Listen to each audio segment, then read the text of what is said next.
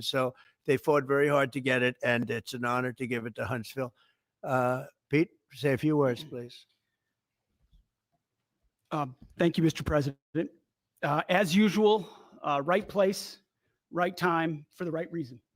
In your first administration, you established the Space Force at a time when we knew we had to be looking to that domain of space.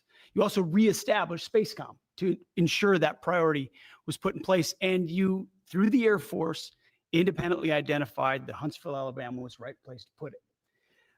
For other reasons, in the next administration under Biden, they decided to move it somewhere else. Well, during that time, the DoD Inspector General, the Government Affairs Office, they did their own assessments. And where did they say SpaceCom should go? Huntsville, Alabama.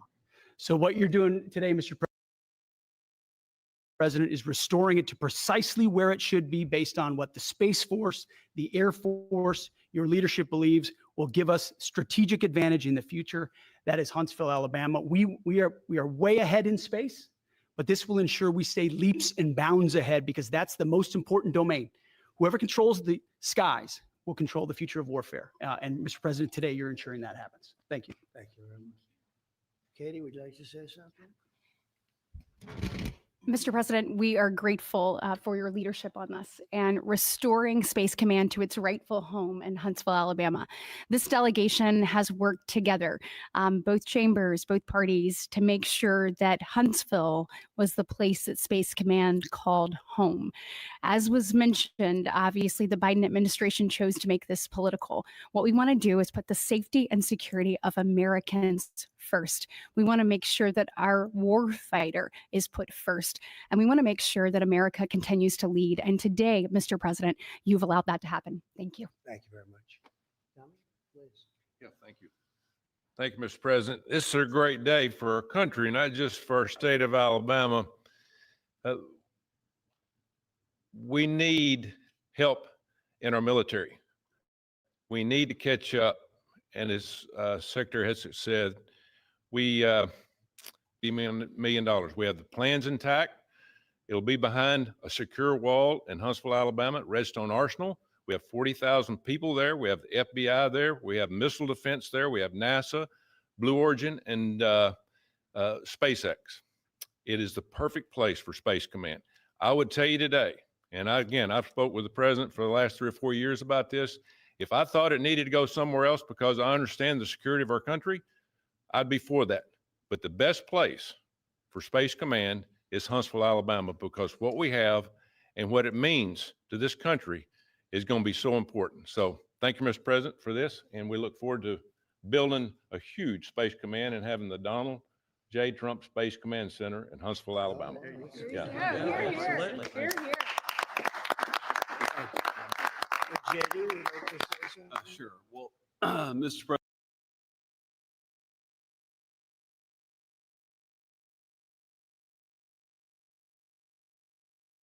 President, thank you. I'll be very brief here.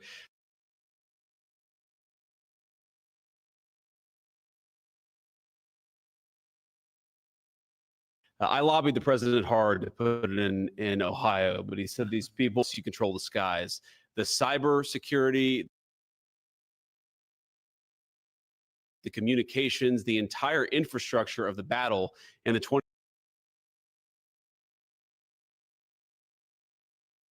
21st century will be in space. So it was a visionary move in the first administration for the president to set up Space Force.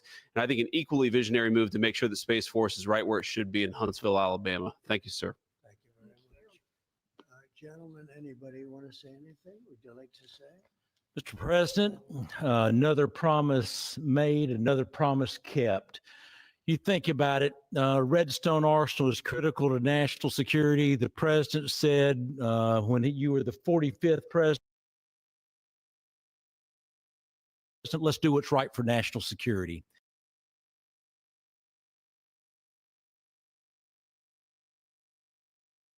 And today, that's exactly what we're doing. It's not because, absolutely.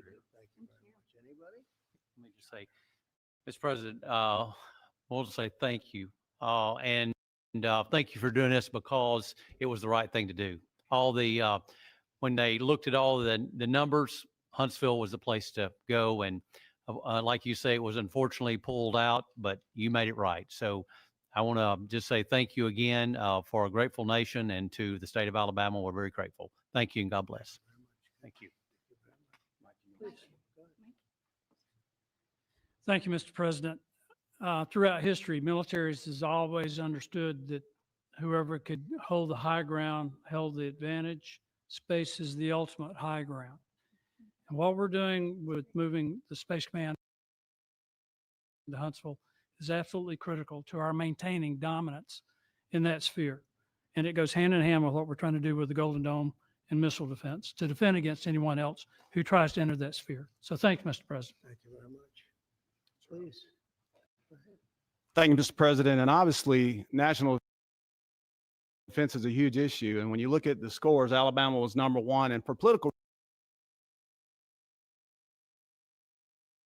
reasons, it was moved out of our state. But Mr. President, thank you for making priorities the defense and the warfighter and the safety of this nation. And in the big, beautiful bill, that Golden Dome will be built in Huntsville, Alabama, and we're grateful for that. Thank you. Listen, as chairman of the Armed Services Committee, I care very much about what's most important for our national security. And the president held a nationwide competition to determine where we should have this command. If y'all remember, at the end of that competition, where Alabama came in first, there was a lot of complaints from the other states who did not place well. He said, we'll do it over with new criteria to accommodate your concerns. Alabama came in first in that second competition. His Secretary of the Air Force reviewed the results, said it was fair, and the president named Huntsville. It was the Biden administration that decided to make it political, even though his own Secretary of the Air Force said it was a fair competition and it should be in Huntsville. So I want you to know I appreciate this president standing up and being strong and saying he's going to make this right and put it where it rightfully belongs. That's Huntsville, Alabama. Thank you very much.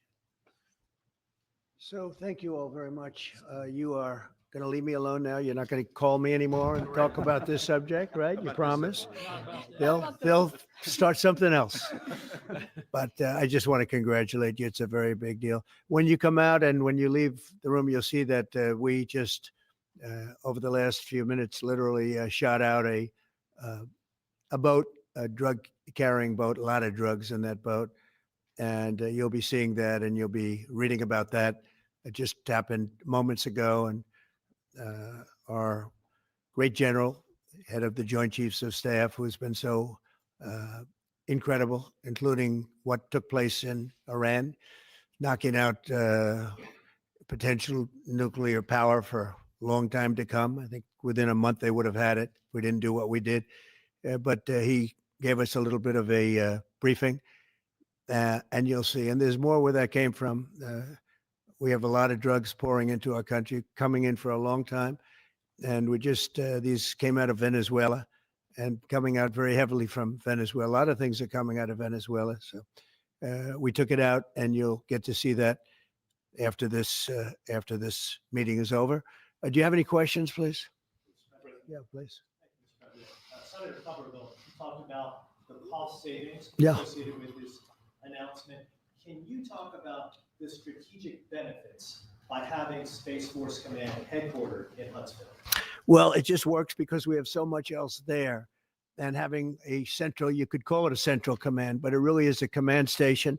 Also, even locationally, where it is, and when you think about flying distances, if you can save a half an hour as fast as some of these planes go and things go, and even the rockets go, if you can save by having the best location. So we went out, as you know, to experts, and we had 4 different groups of experts. They all said this was the best location. I also loved it from the standpoint, I know the people of Alabama, they are great people, work hard, and there's no games, and they're very proud of it. And I would say they fought harder for it than anybody else also. A lot of states, 5 states really wanted it, but they wanted it more. And I kid you not when I say that these people, they spoke to me a lot. That's all they wanted to talk about. They didn't want to talk about the weather. They only wanted to talk about moving to this location, moving to Alabama, Huntsville in particular. So we're honored to do it. They really wanted it badly, and they got it. Peter? President Trump, something completely different, but about a big viral social media trend over the weekend. How did you find out over the weekend that you were dead? You see that? No. People didn't see it for a couple days. 1.3 million user engagements as of Saturday morning about your demise. Really? I didn't see that. You know, I have heard it's sort of crazy, but last week I did numerous news conferences, all successful. They went very well, like this is going very well. And then I didn't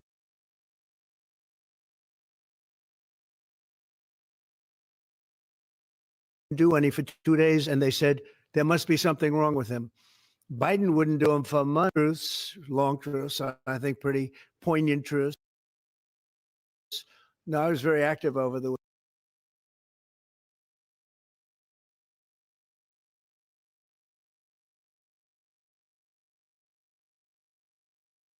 week. And they also knew I went out to visit some people at the club that I own pretty nearby on the Potomac River. And no, I've been very active actually over the weekend. I didn't hear that one. That's pretty serious stuff. Well, it's fake news. You know, it's just it's so fake. That's why the media has so little credibility. I knew they were saying like, is he okay? How's he feeling? What's wrong? I said, I just left. And it's also sort of a longer weekend, you know, it's Labor Day weekend. So I would say a lot of people know I was very active this Labor Day. I had heard that, but I didn't hear it to that extent. Go ahead, Peter. Something else. We know that this country has a huge problem with school shootings. You've said that you're open to sending the National Guard pretty much anywhere. Would you ever consider sending an armed National Guardsman to every school? Well, we have a big problem with school shooting, but we also have thousands and thousands of schools that run perfectly. You know, they talk about you can do things construction wise, and that's really I think nobody knows more about construction than me. You can build the construction doors. You can build what they call safety doors, where they lock on the outside, the inside, and every place else. Well, but if one of these lunatics happens to get through, then the police can't get in. Then they're looking for keys all over the place, and it takes a lot of disadvantages to doing, spending billions and billions of dollars and actually making it safer in some way for some of these lunatics that we're dealing with. But I don't think so. I've thrown out the concept. We have great teachers that love our children. The parents love the children. Teachers love the children too. And if you took a small percentage of those teachers that were in the military, that were distinguished in the military, that were in the National Guard, et cetera, and you let them carry, that's something that a lot of people like. I sort of liked it. I'd have to be studied, but they're trained. They know about weapons. You can't do it with every teacher because most teachers don't know, but I always thought that would be an alternative. But it just, we've had a lot of instances. Other countries have also. They have different kinds of problems than we have, but we do have. There's something going on. And it's a bad thing. Yes, please. Have you spoken with President Putin in the past week? Have you spoken with President Putin? Yeah, I don't want to. I have learned things that will be very interesting. I think in the next few days you'll find out. Any consequences if there isn't some type of announcement of a meeting with President Putin and President Yeah. Zelensky? Yeah, there will be. We're going to see what happens. We're going to see what they do and what happens. I'm watching it very closely. Last week, they lost 7,000 between the two countries, 7,313 soldiers, to be somewhat exact, for no reason whatsoever. And they're Russian and they're Ukrainian, but, they're soldiers. I want to see it end. Yeah. Mr. President, have you decided you're definitely going to send National Guard troops to Chicago? I didn't say when, but the answer is, look, Chicago's very interesting because I watched Pritzker get up and say about, we don't need help, we're safe. But 2 weeks ago, they had 6 people murdered, and 50 hit with bullets. And you have this governor get up, who's a terrible governor, probably he and Gavin Newsom would be probably the two worst and most naive. They're naive. Either they're naive or they're very untruthful. And he'll say, we don't want any protection. We don't need. So in the last 3 weeks, he's lost almost 20 people killed. There's no place in the world, including you can go to Afghanistan, you can go to places that you would think of. They don't even come close to this. Chicago is a hellhole right now. Baltimore is a hellhole right now. Parts of Los Angeles are terrible. If we didn't put out the fires, and I mean the other fires, the bullet fires, they didn't do a good job with, they should have had the water coming down, like I said. You know, we had to release the water. We had to go in and release the water to LA. It's so badly run. But if I didn't send the National Guard into Los Angeles, I would be making an announcement today. I'd be talking about Huntsville, and I'd simultaneously be saying, by the way, the Olympics is not coming to Los Angeles. If we didn't do that, and even the sheriff, the top law enforcement person in Los Angeles said, we could not have handled it without them. So that's what he said. Make your mind up on Chicago, though? Well, we're going in. I didn't say when. We're going in. When you lose, look, I have an obligation. This isn't a political thing. I have an obligation. When 20 people are killed over the last 2.5 weeks and 75 are shot with bullets. So let me tell you a little story about a place called DC, District of Columbia, right here where we are. It's now a safe zone. We have no crime. It's in such great shape. You can go and actually walk with your children, your wife, your husband. You can walk right down the middle of the street. You're not going to be shot, Peter. You're safe. Everyone likes you anyway. They probably wouldn't do it. But it's so dangerous. And there are people in this audience that you've suffered greatly. There are people in this audience that have been mugged and hurt badly, and they don't want to talk about it. Maybe you were very brave in talking about it. You made quite an impression on a lot of people. I appreciate it. But there were other people in this room that have been hurt very badly just walking down the street in D.C. Washington, D.C. is a safe zone right now. It's a safe city. The restaurants are open. They're booming. You can't get a restaurant. New restaurants are announcing that they're going to be open. This took place in 12 days. Now it's 15 days, but 3 days ago, it became what's known as a safe zone. It's a safe city. And this city was really bad, really, really bad. We took 1,600 people out, hardcore criminals that will not be coming back anytime soon. And we're very proud of it. You know, to have our nation's capital lose every week, you know, it was like years, many years where every single week somebody was killed for many, many, many consecutive weeks. This went on for years. And then we had last week, it was announced that nobody was killed last week. And I made that announcement in front of a very distinguished leader of a country.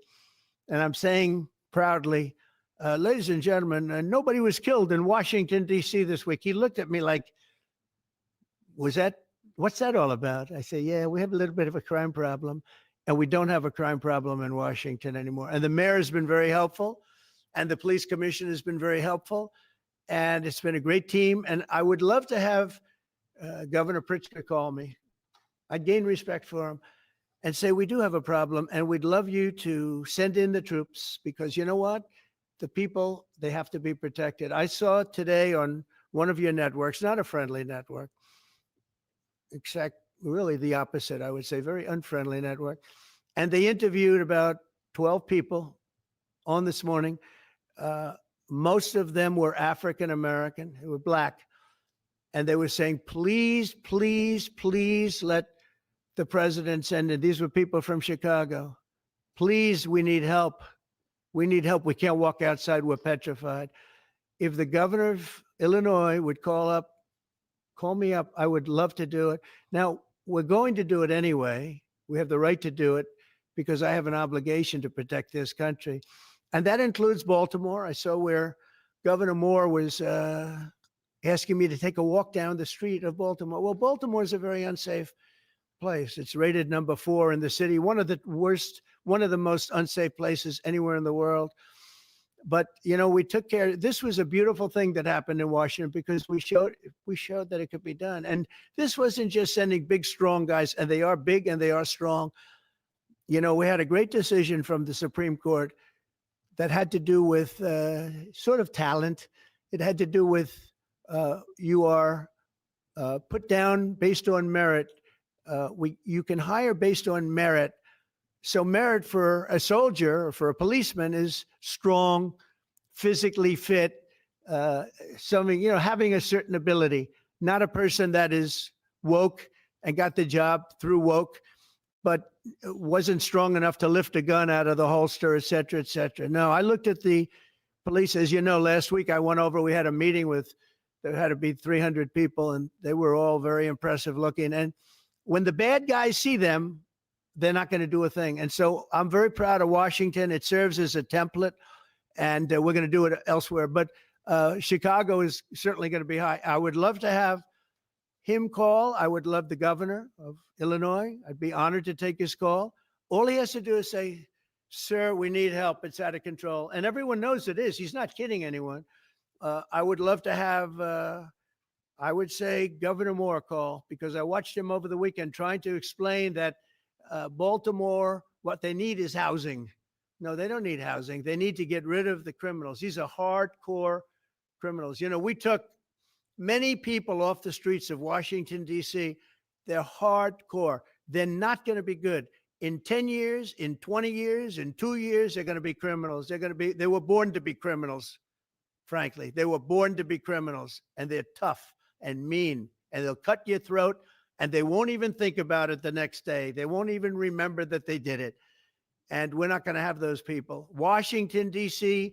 is now a safe zone. It's a safe place. And you can walk, Katie, you can walk right down the street with, by the way, one of the biggest human beings I've ever seen, which is her husband. He was a football player for like 11 years in the NFL. He's a big person. But big doesn't mean anything when they have guns and when they have knives and everything else that they have, right? But you can walk right down the street, even by yourself, and you're totally safe. Washington, D.C. is a great thing. Yes, ma'am, please. Calling on Democratic leaders across the country to work with you on crime. Do you see your efforts here in D.C., including, for example, working with Mayor Bowser here as a model for bringing more bipartisanship in matters, not only with crime, but also issues that matter to everyday American people's lives? So Mayor Bowser's been great. She could have taken the thing, and then after I clean it up, they're going to be a disaster. We stopped it cold. If we didn't do that, would have been a very sad day. And remember, we have the Olympics, we have the World Cup, we have all these things coming, and we have 250, all of these things coming. But I watched Newsom get up and say he's doing the great. He's not. We're the ones that did it, and that's okay, whatever it takes. But the main thing is But he got up and said we did it. Well, he didn't want us there. And he's going to need us again because it's starting to form again. I see it. It's starting to form again. We have to maintain. It's like maintenance on an airplane. You can buy it, but you have to maintain it. And if you don't maintain it, a good plane becomes very unsafe very quickly. So it's an honor to do it. It's a lot of presidents wouldn't do what I'm doing. I don't need this heat. But when I watched television last night and I'm watching the news and I see that 9 people were killed in Chicago and 54 were badly wounded with bullets, I say, that's not this country. We have to do something. And I do say this, I say this very much. I'm not speaking to anybody but them right now. I would love to receive calls from governors and mayors saying they need help. We'll help them. We have a lot of people. We have a great force. We have a great military force. Pete will tell you that when I was running for office, and this was a big headline, I think, probably got me a couple of votes, but you couldn't sign people in the military. Nobody wanted to join the military, the Army, Air Force, the Navy, Marines, Space Force, Coast Guard. We never forget Coast Guard because they've done such a great job. Never.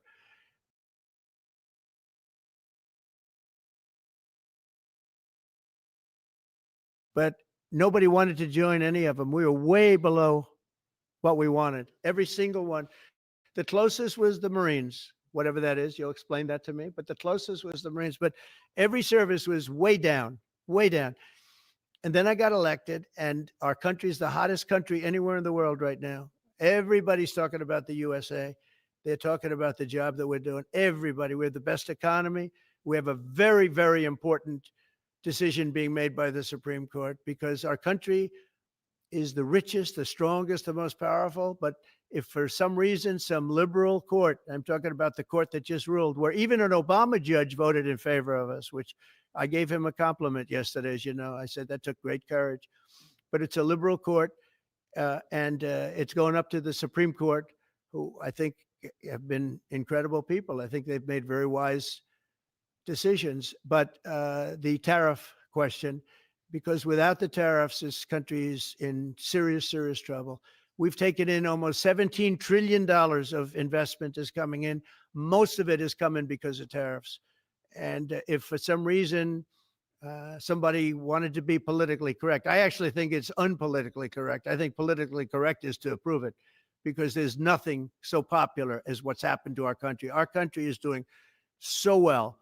But we had a liberal court gave us a very shocking ruling. And that ruling is basically saying that the trillions of dollars that are pouring into our country, putting us in a position like no country is anywhere in the world, that they'd like to see us that taken away. By the way, a lot of the people behind that lawsuit, that particular, are from foreign countries. I might add. There's a video that is circulating online now of the White House where a window is open to the residents upstairs and somebody is throwing a big bag out the window. Have you seen this? No, that's probably AI generated. So Actually, you can't open the windows. You know why? They're all heavily armored and bulletproof. So that's a fake video. Well, it's got to be because I know every window up there. The last place I'd be doing it is that because there's cameras all over the place, right? Including yours. No, but every window, I've never seen a window that's, in fact, my wife was complaining about it the other day. She said, love to have a little fresh air come in, but you can't. They're bulletproof. And number one, they're sealed. And number two, each window weighs about 600 pounds. You have to be pretty strong to open them up. No, that has to be, where was the window? Let me see.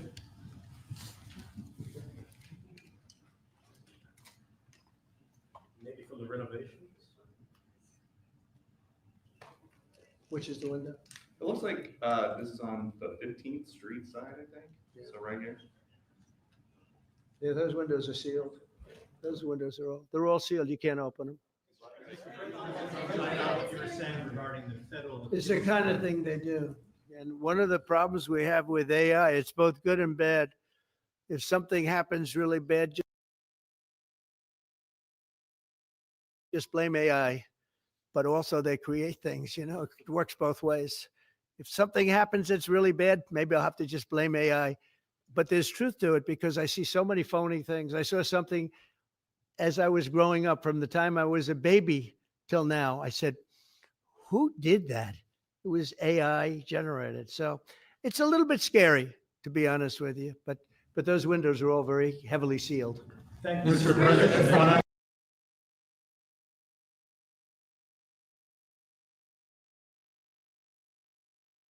Follow up with what you were saying regarding that federal appellate court that ruled against you and your administration as it relates to your ability. Well, they revive and survive even. You know what? That took a lot of courage for them to do it because you don't see that often. So my question is, I imagine, I suspect you're going to appeal that all the way to the Supreme Court. Well, we already have, yeah. In fact, we're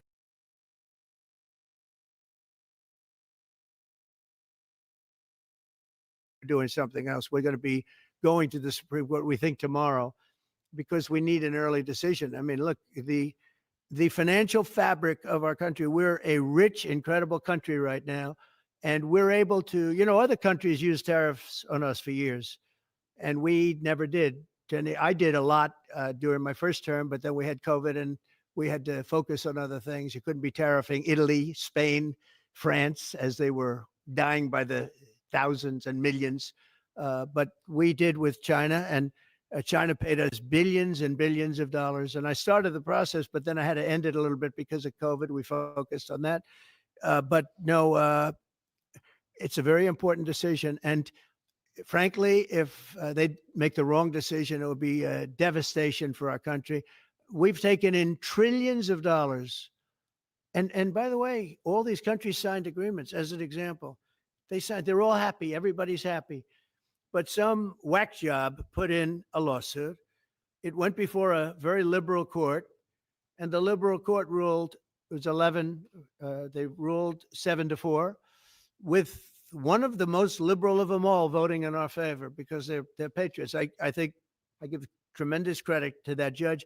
And now it's going to the Supreme Court. Now we're going to be asking for early admittance. We're going tomorrow, and we're going to ask for an expedited ruling because, when you look at the stock market's down today, the stock market's down because of that, because the stock market needs the tariffs. They want the tariffs. If you look at AI, all of those, all of that money that's going to be invested, trillions and trillions of dollars, the biggest thing, bigger than the internet, I suspect. It's the internet plus 3 or 4 other things combined. We are leading very substantially with AI. We're leading because of tariffs. We're leading because of talent, and this is where they'd like to be. But without the tariffs, we wouldn't have a chance because we wouldn't be able to protect those investments of the companies coming in. So if you took away tariffs, we could end up being a third world country. That's how big the ruling. So we're asking for an expedited ruling. As a backstop to that, President, you have a Republican-controlled Congress. You control the House. You control the Senate. Yeah, but we don't have 60 votes. We don't have 60 votes. You don't I'd love think to you can do get that. enough Oh, votes? if we had 60 senators, if we got the 60 votes, we would get them. But we need 60 votes, and we need, a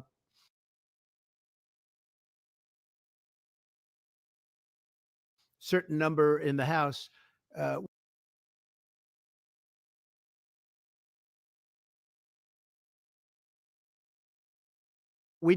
I think we'd get, I don't know, we have about 5 of them here. One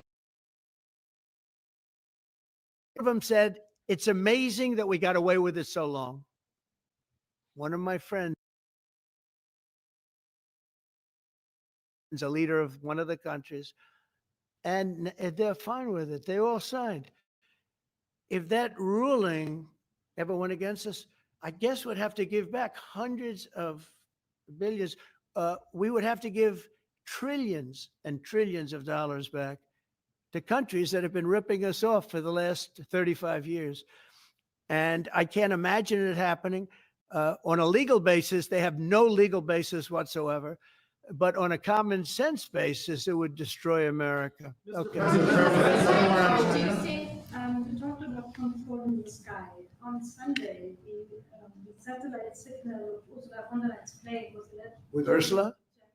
Well, she had an interesting event. She's a tremendous woman. And so what are you asking me about her? NATO is concerned about 92 about this. Sure, NATO is concerned about it. Well, nobody knows where it came from, but they did take away her ability to use a phone. Sometimes that's a good thing.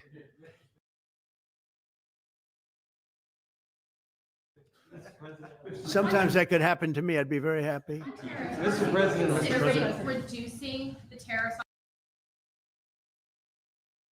on India from 50%. What does that mean? Are you considering? About the highest in the world. They were about the highest in the world, number one.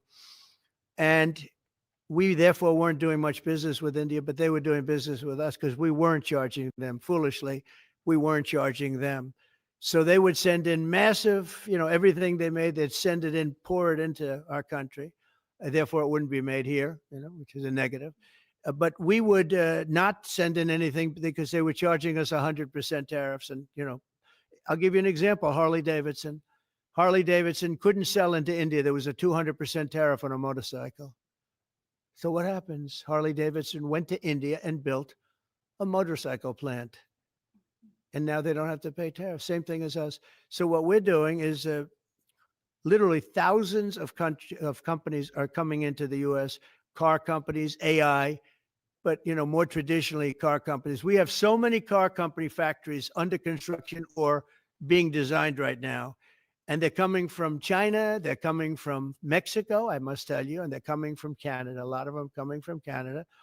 But they're coming into our country because they want to build here. And they want to build here for 2 reasons. Number one, they'd like to be here. And number 2, the tariffs are protecting them. And number three, they want to avoid paying tariffs. When they build their cars here, they don't have any tariffs to pay. You know, when you build here, you don't have any tariffs. Mr. President, Go ahead, in please. light of the Minnesota shooting last week, the Department of Homeland Security is now awarding more than $100 million to hundreds of faith organizations across the country to help them ramp up security.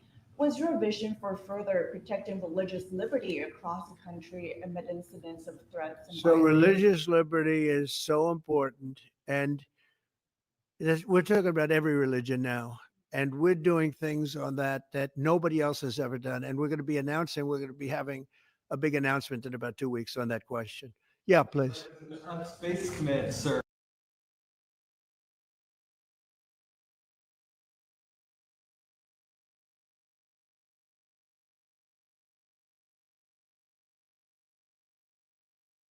Are you concerned that people may not be willing to relocate from Colorado to Alabama? With this commission, they set up a commission with him and Scoop Jackson and some people, highly regarded people. And they said the finding was, if you have mail-in voting, you will have corrupt elections. Well, your radical left governor decided that he was going to have all mail-in voting in Colorado. Once you have all mail-in voting, and for whatever reason, the Democrats cheat. And they cheat like, you know, they're not stupid. That's the only thing. They're no good on policy. They're no good on management. They're no good at government, but they're great at cheating. And they stick together too. I give them credit for sticking together. Please. Obviously, this is a big win for national security, moving this to Alabama. We all can agree with that. Big.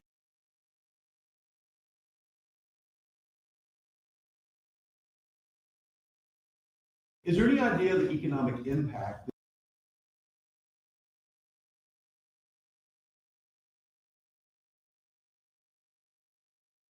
this has on the state and on that?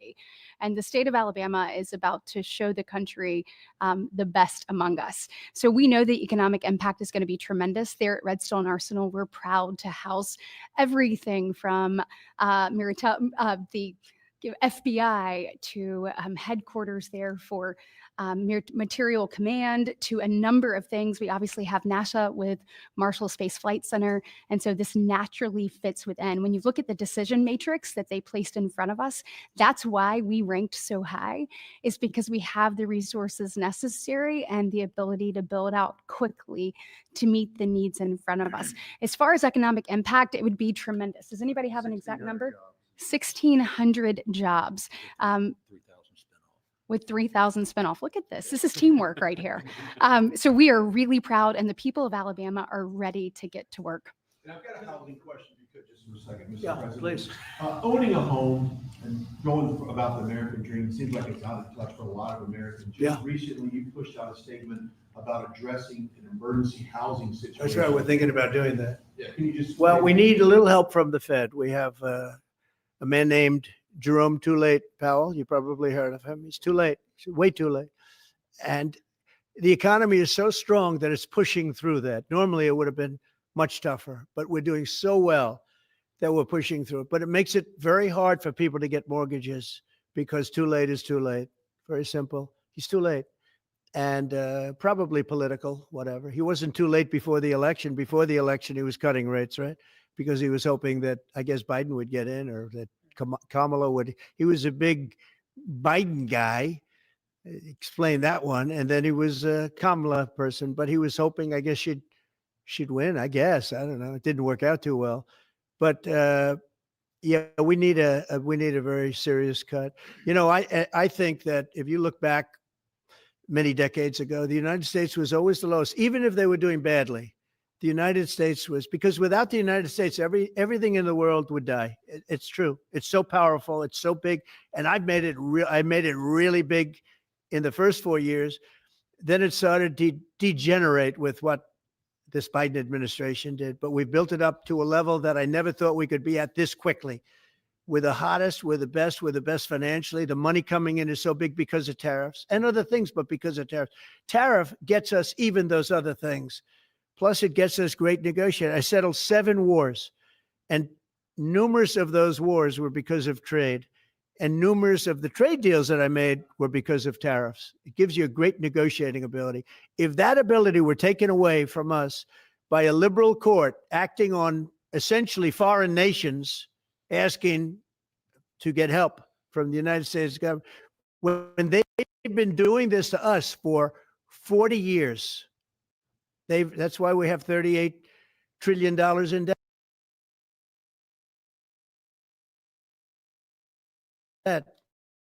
We won't have it for long if they let us, if they allow us to do what everybody knows we should be able to do.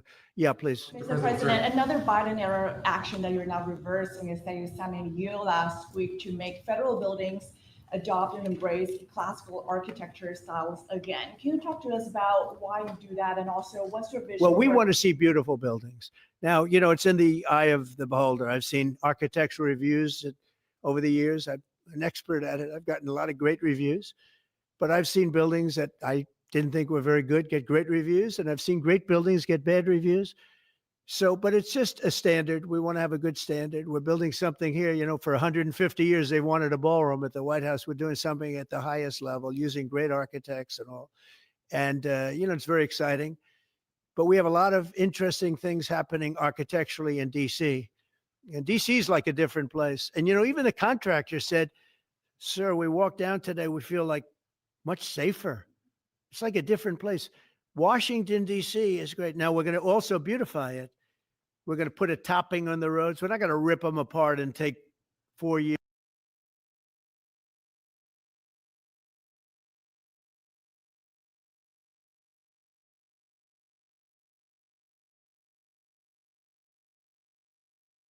To build a road that was exactly the same, about a 20-mile radius from the White House. We're going to have this place spick and span. It's going to be crime-free, and it's going to be spick and span. You'll be proud of Washington again. Go ahead, please. Sir, China's having a massive military parade that President Putin and Kim Jong Un will be attending. Do you interpret